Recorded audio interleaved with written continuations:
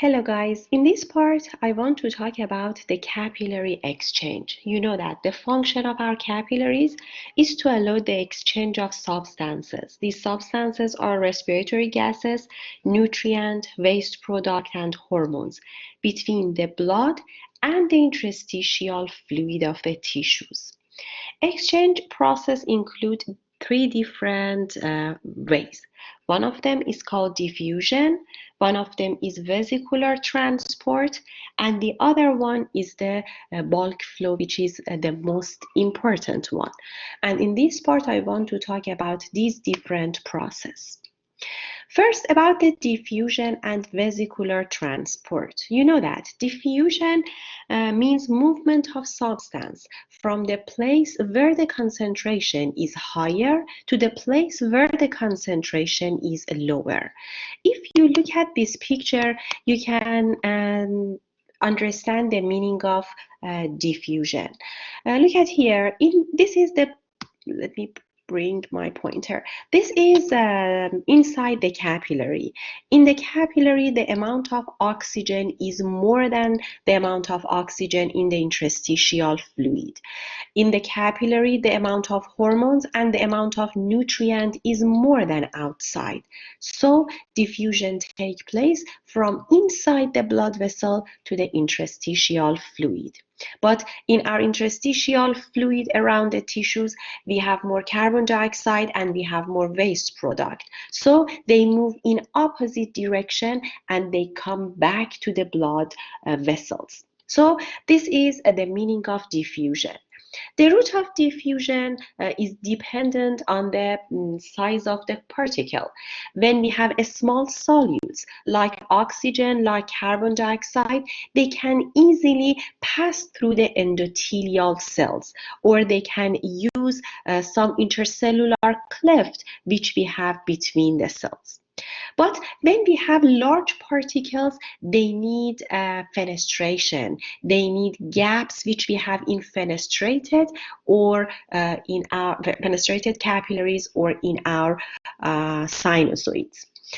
The water-soluble substance like glucose, like amino acid, pass through the intercellular cleft or fenestration. Here you can see the intercellular cleft, and the glucose and amino acid can easily pass between them. As you see in this picture, the sodium ion and potassium ion can easily pass between the cells. The lipid-soluble substances like oxygen, like carbon dioxide, like steroid hormones, they should go through the biphospholipid of the cells. As you see here, this is one endothelial cell. This is the cell membrane of the endothelial cell, which is in contact with the blood, and this is the other cell membrane on the other side of this endothelial cell, which is in contact with the interstitial fluid. So the oxygen and the carbon dioxide can pass the first phospholipid bilayer, and they are easily can be solved in the phospholipids and come to the cell, and then from the cell they can go out to the interstitial fluid, or they can move on the opposite direction. The blood cells and the blood proteins cannot pass because they are very big. They need the gaps which we have in the sinusoids or the large fenestration which we have in our fenestrated capillaries. So I talked about the water-soluble substances and the lipid-soluble substances and the blood cells and the blood protein. I hope you remember the meaning of BBB or blood-brain barrier. The blood-brain barrier is the barrier which we have around the capillaries of the brain, and it doesn't let the material to pass easily. Only some material like glucose and oxygen can easily pass, and come to our brain. But the waste product, the other gases, different types of hormones, different ions cannot pass and they cannot come to our brain. We have only some areas in our brain which doesn't have blood-brain barrier, like some places in our hypothalamus and pituitary gland and also pineal gland. These three parts can make hormone. The hormones are protein hormones or estroid hormones. They are large particles and they cannot pass through the barrier. So in these three places, we don't have blood-brain barrier. In this picture, you can see the vesicular transport. The vesicular transport are classified into endocytosis and exocytosis. You remember the meaning of endocytosis. Endocytosis, let me draw the picture here for you. Imagine that this is your cell.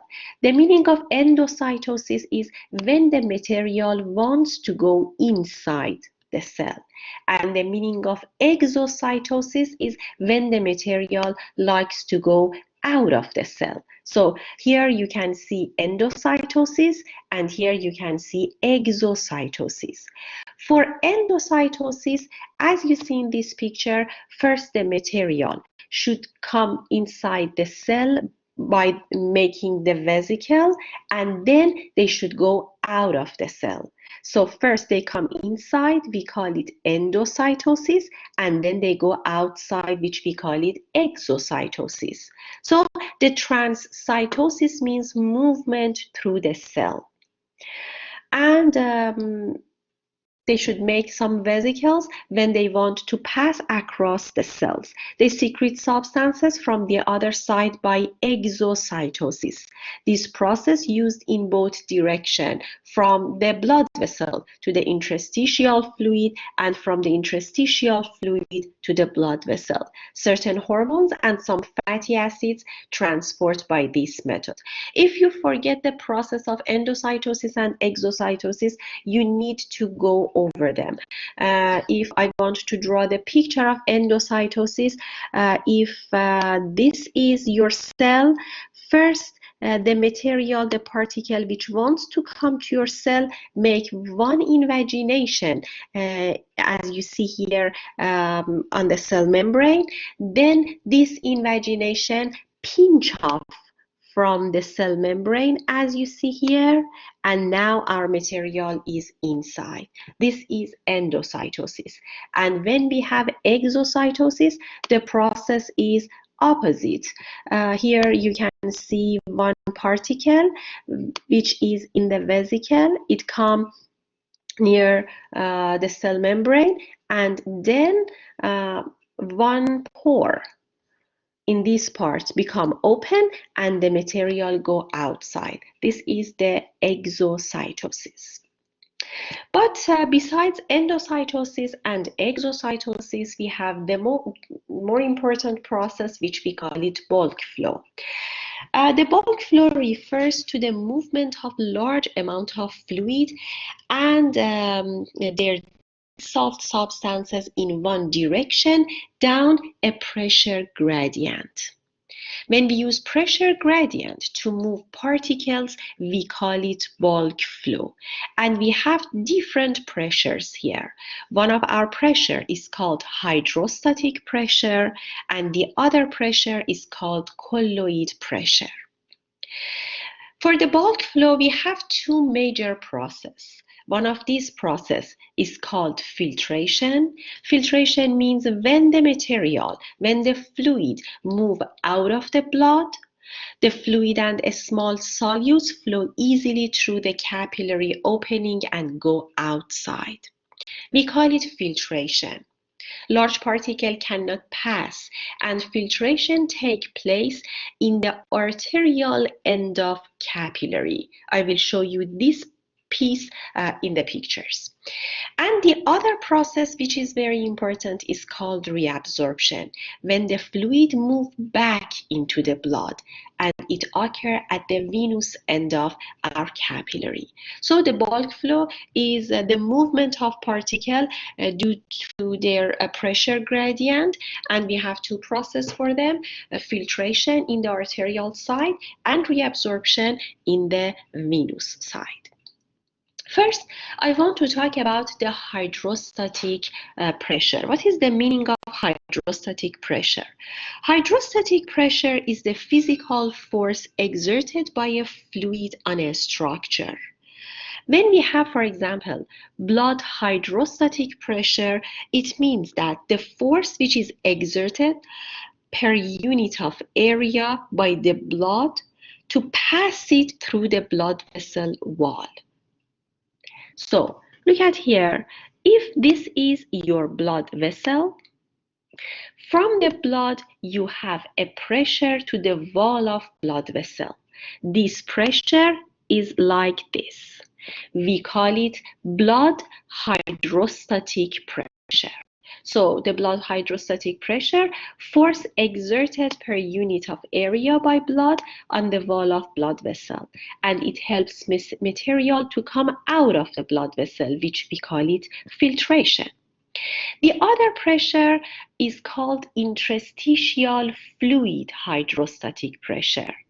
The interstitial fluid hydrostatic pressure is the pressure from the interstitial fluid on the wall of the blood vessel. And as you see here, the interstitial fluid hydrostatic pressure is opposite to the blood hydrostatic pressure. These two forces are opposite to each other. And if the blood hydrostatic pressure become more than interstitial fluid hydrostatic pressure, the material can come out of the blood vessel. And if the interstitial fluid hydrostatic pressure become more than blood hydrostatic pressure, the fluid can come inside the blood vessel. So we have two hydrostatic pressure. One of them is the hydrostatic pressure of the interstitial fluid. This is a force from interstitial fluid to the outside part of our blood vessel, and this is the blood hydrostatic pressure. This is the pressure of the blood to wall of blood vessel from inside. And most of the times when we are normal without any health condition, the interstitial fluid hydrostatic pressure is near zero.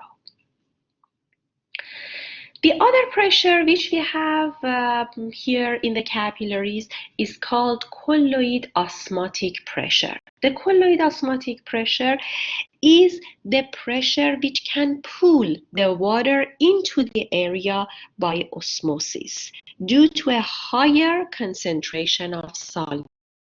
I hope you remember the meaning of osmotic pressure.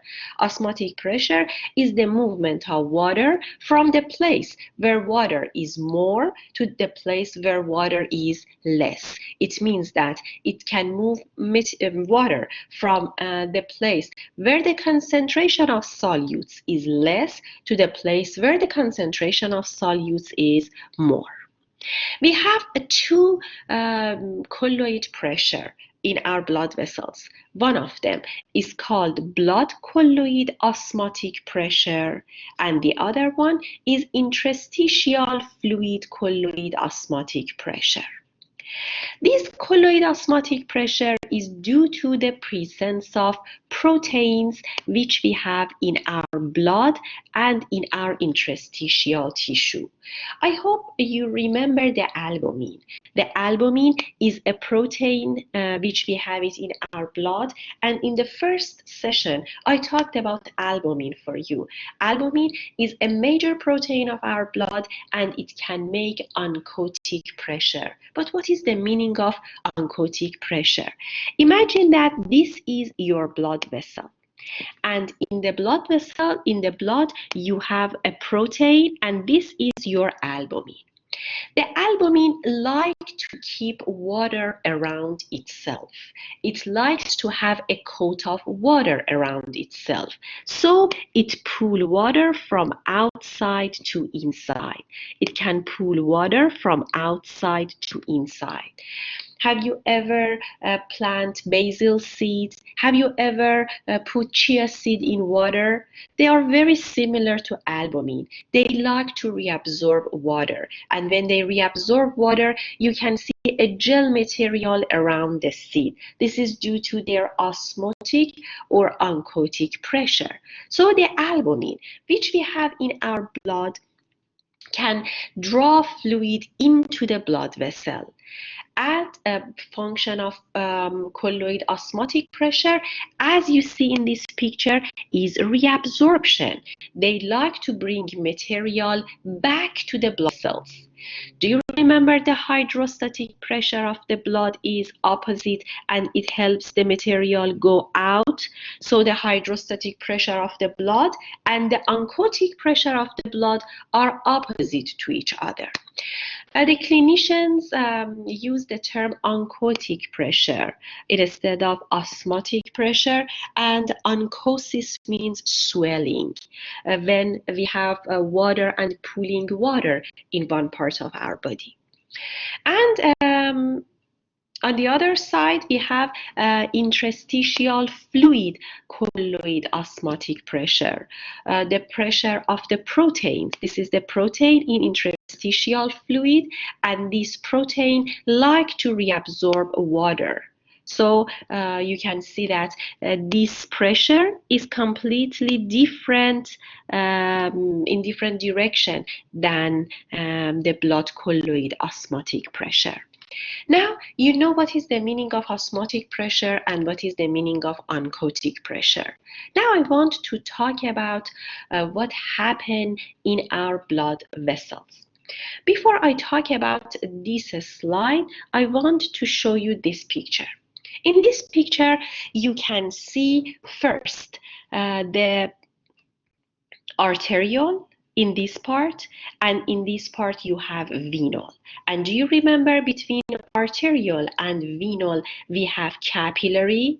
So here you can see your capillary bed, and this is the interstitial fluid which we have here. This is the interstitial fluid. Now I want to draw the pressures which we have in this part. I want to share my whiteboard here for you and draw the pictures. Imagine that this is the arterial side of your capillary. It means that this is a part of capillary which is attached to your arteriole. And on the other side, you have the venous side of, or the venous end of your capillary, because it's attached to the venule.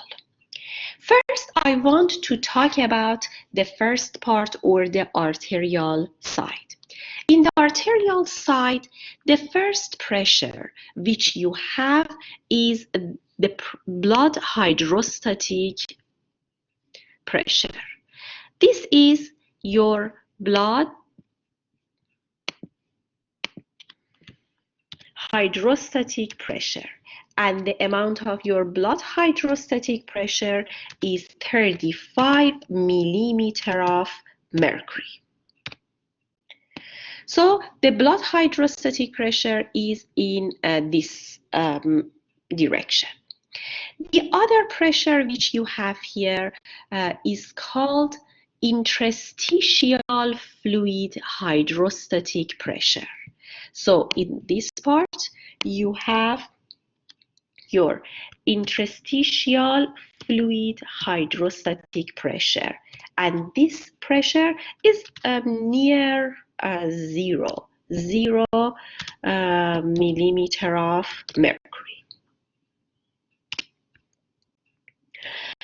Now about the oncotic pressure. I told you that some proteins in our blood like albumin, and they like to reabsorb water. Yes, we call it blood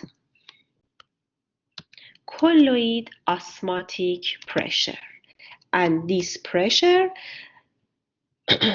is 26 millimeter of mercury.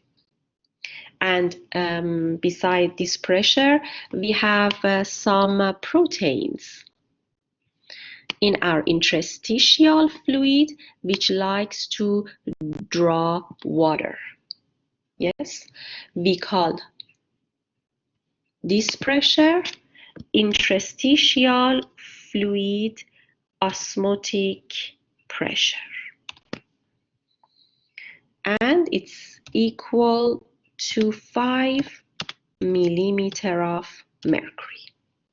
Now you can see different pressures here, and the net pressure has a formula.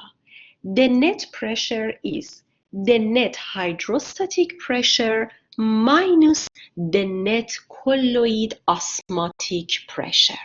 So, if we want to have the net hydrostatic pressure, we should subtract this hydrostatic pressure of the blood and hydrostatic pressure of the interstitial fluid. So, our net hydrostatic pressure is the blood pressure,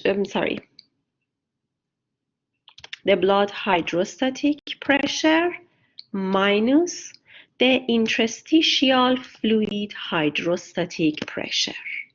And this pressure is equal to 35 minus 0 equal to 35. On the other side,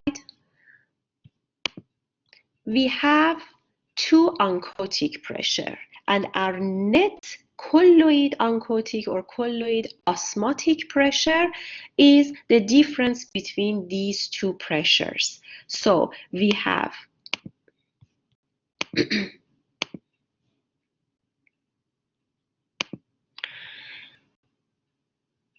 the blood colloid osmotic pressure minus the interstitial fluid osmotic pressure.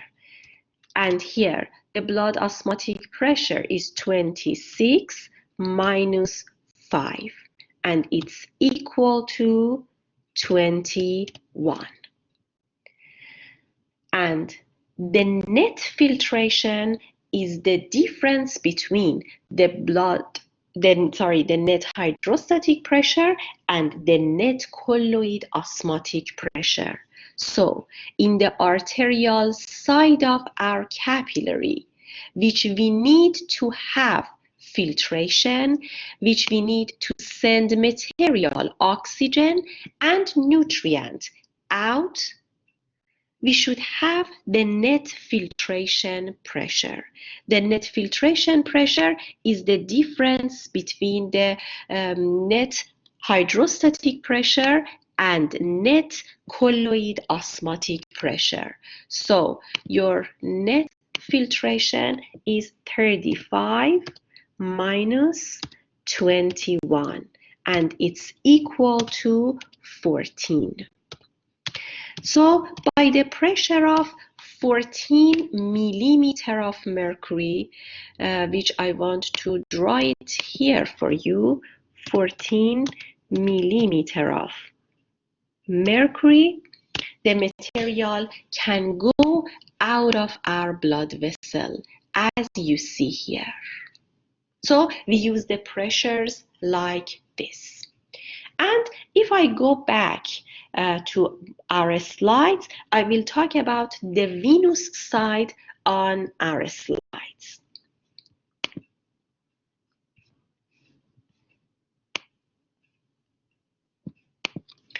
Look at here. Now I want to talk about the venous side. In the venous side, again, you have hydrostatic pressure of the blood, hydrostatic pressure of the interstitial fluid, and the net hydrostatic pressure here is 16 because the hydrostatic pressure of our blood is 16 and the hydrostatic pressure of the interstitial fluid is 0. Why? The hydrostatic pressure in the arterial side is 35 here, but the hydrostatic pressure on the venous side is 16 because in the arterial side we have filtration and most part of our fluid in the blood go out, so the pressure of the fluid in the venous side become less. So here we have 16 and the interstitial fluid hydrostatic pressure is 0. We have colloid osmotic pressure. The colloid osmotic pressure in the venous side is the same as the arterial side. Why? Because the oncotic pressure is due to the presence of protein, and our protein are large particles. They cannot go out or they cannot come in. So the amount of albumin which we have inside the blood vessel is equal in the venous side and arterial side, and the amount of protein in interstitial fluid on both sides are equal. And here you can see it. The net osmotic pressure in the venous side and the arterial side are equal.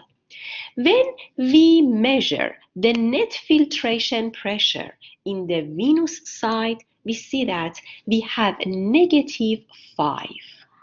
What is the meaning of this negative? -5 means the pressure which moves the fluid is opposite than filtration. In the arterial side you have filtration and the material go out of the blood vessel, but in the venous side you have reabsorption and the material come inside. So in the arterial side of your capillary, you have filtration due to the presence of these pressures, and in the venous side, the material become reabsorbed. So we have a formula here. First, look at this slide.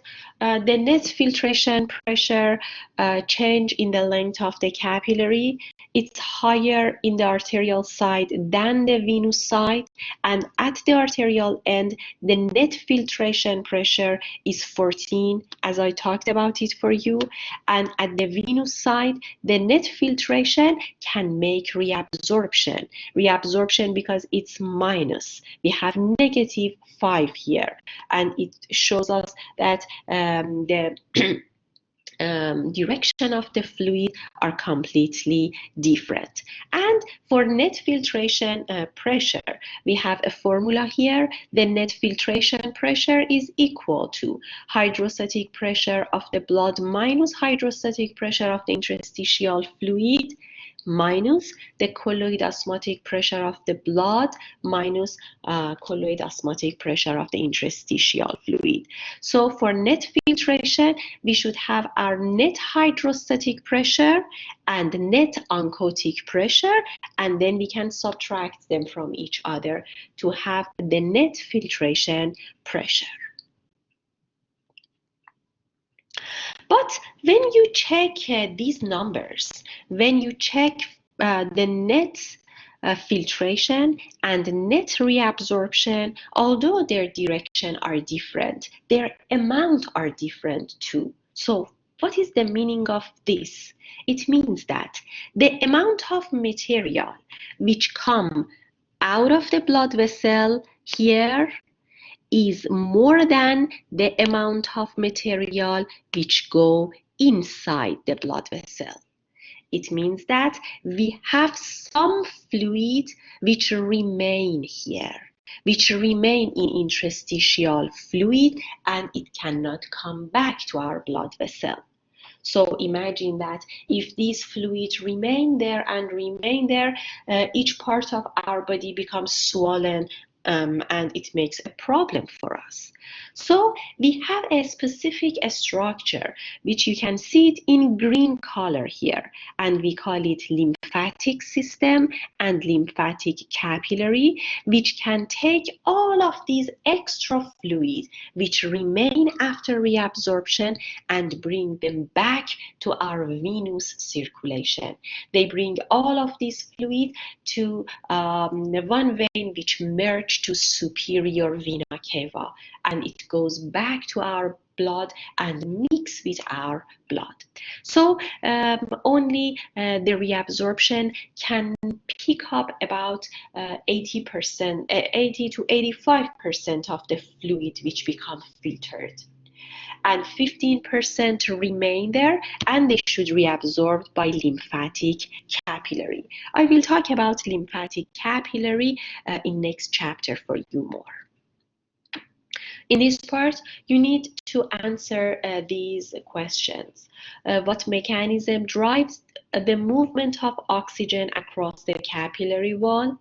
What is the process of filtration at most body capillaries, which is higher colloid osmotic pressure of the blood or colloid osmotic pressure of the interstitial fluid, and which process dominates at the arterial end of the capillary, filtration or reabsorption.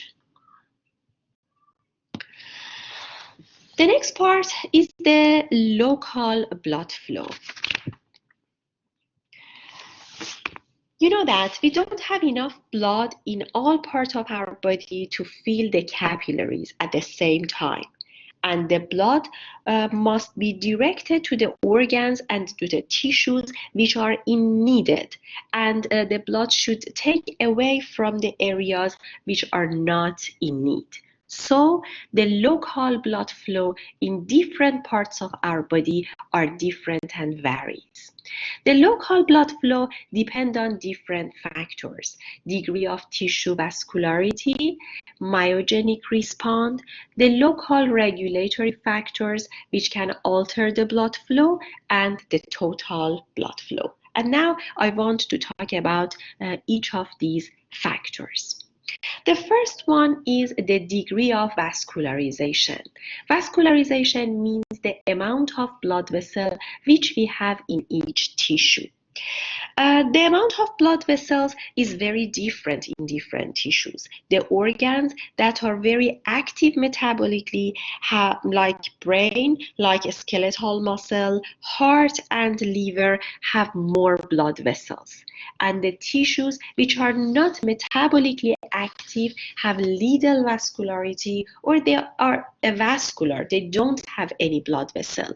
Our tendons and ligaments have little vascularity, and epithelium, cartilage, cornea, and the lens of the eye are avascular. They don't have any blood vessel.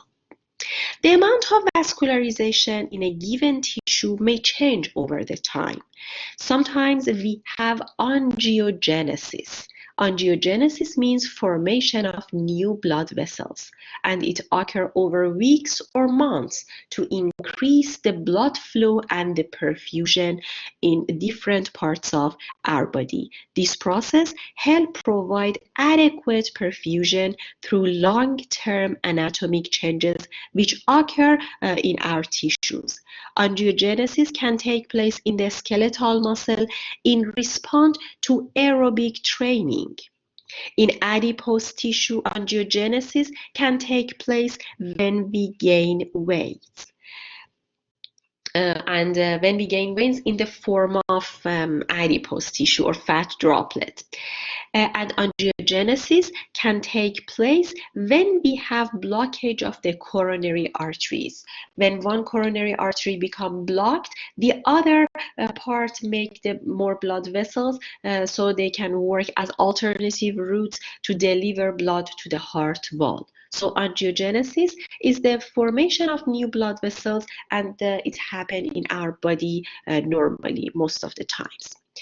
And the process which is opposite to angiogenesis is called regression. Regression or a return to previous state of the blood vessel is possible. Some skeletal muscle blood vessel regress when the athletes become sedentary, or the blood vessel in adipose tissue regress when we lose weight. In this picture, you can see tumor angiogenesis. This is the tumoric cell, which you can see in this picture. The cancerous or tumoric cell need oxygen and nutrient to grow, to do mitotic division and increase their size. So they start to release some chemicals. These chemicals or growth factors can affect on the interstitial fluid and our tissue. And from our interstitial fluid, we have a release of the other growth factors which can help angiogenesis. So you see that the blood vessels increase, which can supply our tumors.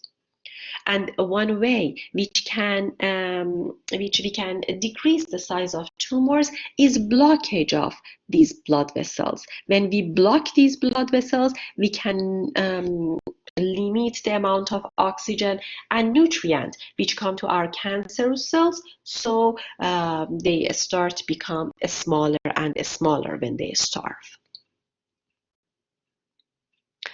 The other factor which work on the blood flow is myogenic response. Systemic blood pressure, which is a driven force to move the blood through the blood vessel, change under different conditions. For example, when you are excited, your blood pressure increase, and when you are relaxed, your blood pressure decrease. The blood flow in a tissue may remain relatively constant in our body. Although we have many fluctuations during the day, our blood pressure increase and decrease. But we have a response which we call it myogenic response. And this myogenic response is the response of a smooth muscle in the wall of blood vessel, and it can keep the local blood flow relatively constant. If systemic blood pressure rises and more blood enter the arteriole, the wall of our arteriole becomes stretched. The smooth muscle of the arteriole can show a response to this stretching. They immediately go to contraction, and by their contraction, they can limit the amount of blood which enter. So again, the local blood flow comes down. If the systemic blood pressure decrease, the amount of blood decrease in that specific arteriole. Then the smooth muscle of the wall is in the relaxation form. They don't stretch. And the response of them is going to more and more relaxation. When they go to relaxation, more blood come inside and the blood flow on that part increase. So this is the myogenic response, and the smooth muscle of the blood vessel can keep the local blood flow relatively constant. The other factor which can work is some local and short-term regulation. The local regulation of the blood flow occurs on a condition based in response to the change in metabolic activity. Local blood flow is also change in response to tissue damage, or when we have some problems in some parts of our body and our defense system and immune system start to work.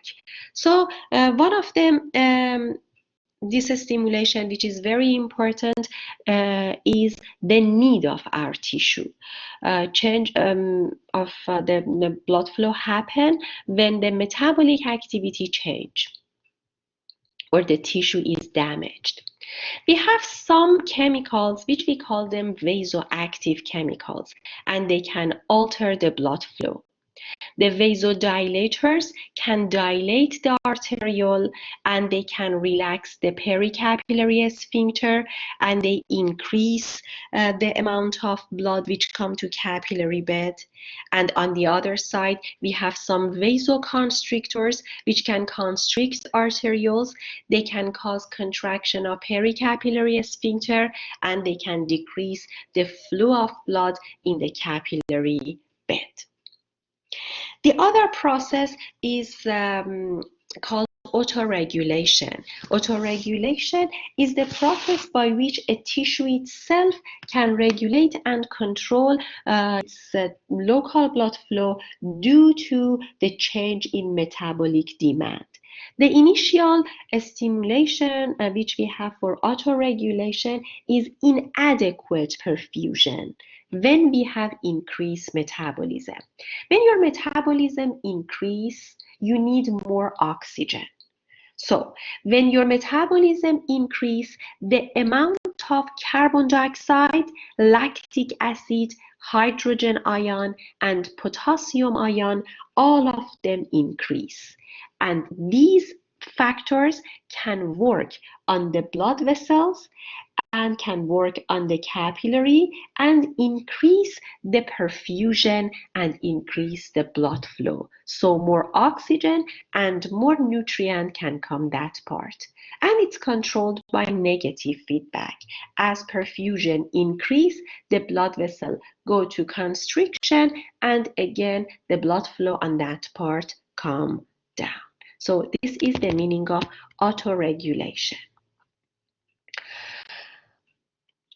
Autoregulation is most noticeable when the blood supply is temporarily disrupted and then restored. When the blood flow is temporarily disrupted, the tissue become empty of oxygen and nutrient, and the metabolic waste increase and increase at that part. When the blood flow is restored, then the amount of oxygen and the amount of nutrient increase, and this condition is called reactive hyperemia. The additional blood is required to resupply all the oxygen and nutrient which we need there and take away all the waste products and the carbon dioxide. As in the example which we have for reactive hyperemia happen when we enter a warm room after being in cold. When you are in cold, the color of your cheeks become pale because all the blood vessels in the dermis of your cheeks go to vasoconstriction to conserve heat in your body and to decrease the exchange of heat with the environment. When you come to the warm room, then these blood vessels start to go to vasodilation. By this vasodilation, you can see that the color of your cheeks change to red color. It means that more oxygen, more nutrient come to that part to resupply the amount of oxygen and nutrient which we missed at that time. Inflammation and also the tissue damage can do regulation of the blood flow in one part of our body. For example, when we have inflammation, we have secretion of histamine and bradykinin from the damaged tissue, from the leukocyte and the platelet. These factors are vasoactive chemicals.